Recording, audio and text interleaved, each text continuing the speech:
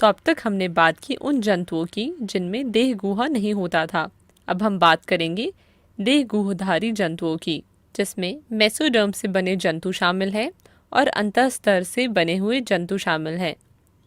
तो हम शुरुआत करेंगे उन जंतुओं से जो मेसोडर्म की कोशिका से बने हैं, जिसमें हम शुरू करेंगे फाइलम एनिलिडा से। अगर फाइलम एनिलिडा की बात करें तो यह वो फाइलम है जिससे जंतु जगत में देह गुहा की शुरुआत हुई।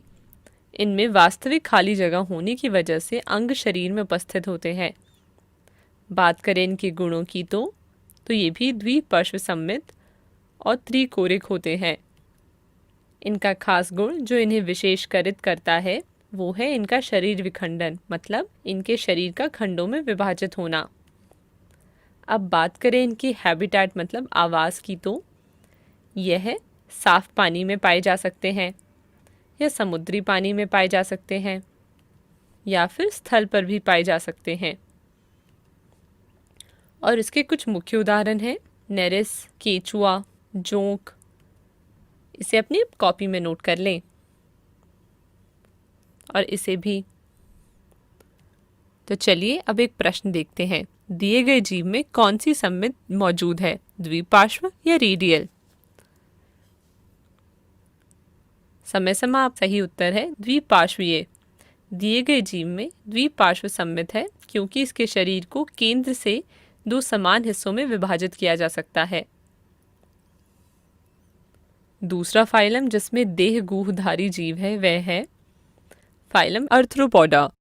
अगर शब्द आर्थ्रोपोडा की बात करें तो इसका अर्थ होता है जुड़े हुए हाथ पैर। इसका मतलब है कि ग्रुप के सभी ऑर्गेनिज्म के पास जुड़े हुए हाथ पैर होंगे। इस ग्रुप में ज़्यादातर इंसेक्ट्स या कीड़े शामिल हैं। इसी कारण ये सबसे बड़ा फाइलम भी कहलाता है।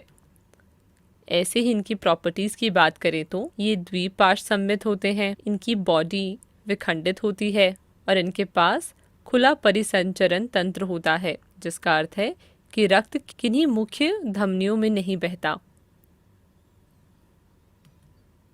वैसे तो इनमें सभी इंसेक्ट्स या कीड़े मकोड़े आते हैं, पर इसमें कुछ और उदाहरण भी शामिल है, जैसे झींगा, केकड़ा, बिच्छू इत्यादि। तो अब तक जो हमने पढ़ा है उसे अपनी कॉपी में फटाफट लिख लीजिए।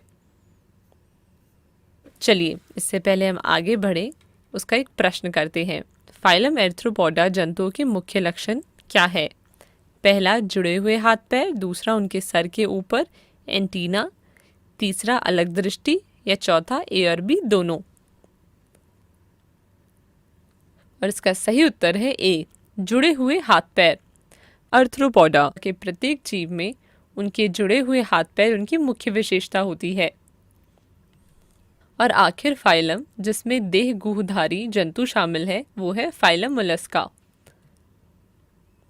तो आप सबने घोंगा या जैसे हम अंग्रेजी में स्नेल कहते हैं तो देखा ही होगा, जो बारिश में निकलता है। ये फाइलम मोलस्का का एक उदाहरण है। आइए अब इस फाइलम के कुछ गुणों के बारे में देखते हैं। इनका शरीर द्विपार्श्व सममित होता है, मतलब इनके शरीर को बीच से दो बराबर भागों में बांटा जा सकता है। इनके शरीर में कुछ विखंडन होता है और बिल्कुल आर्थ्रोपोडा की तरह इनके शरीर में खुला परिसंचरण तंत्र होता है। लेकिन साथ ही साथ ये जंतु कुछ विकसित हो गए हैं, इसलिए इनके पास उत्सर्जन करने के लिए गुर्दे जैसे अंग भी आ गए हैं। वहीं अगर इनके चलने फिरने की बात करें तो इसके लिए इनके पास पैर होते हैं, जो इनकी परिजाति के हर जीव में अलग अलग होते हैं। इनके उदाहरण की बात करें तो इसमें शामिल है घोंगा, मसल्स, ऑक्टोपस इत्यादि। आगे बढ़ने से पहले ये सारांश अपनी कॉपी में लिख लें।